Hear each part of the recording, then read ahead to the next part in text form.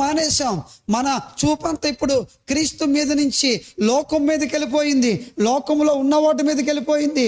సుఖాల వైపుకి వెళ్ళిపోయింది, సౌకర్యాల వైపుకి వెళ్ళిపోయింది, పాపం వైపుకి వెళ్ళిపోయింది, ఈ లోకంలో డబ్బు వైపుకి వెళ్ళిపోయింది, సంపాదన వైపుకి వెళ్ళిపోయింది, వీటి మీదకి వెళ్ళిపోయింది మన చూపంతా ఇప్పుడు యేసు మీద నుండి. అందుకే యేసు నిన్ను మళ్ళా తిరిగి తన వైపుకు తిప్పడానికి ప్రవీణ్ లాంటి వారిని సైతం కూడా, మరణాన్ని సైతాన్ని కూడా దేవుడు అనుమతిస్తున్నాడేమో.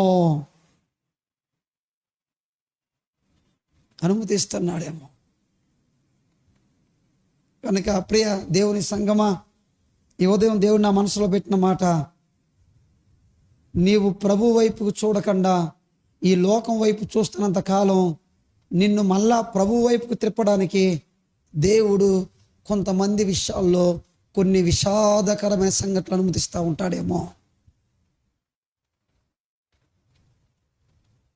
నిన్ను బట్టి నన్ను బట్టే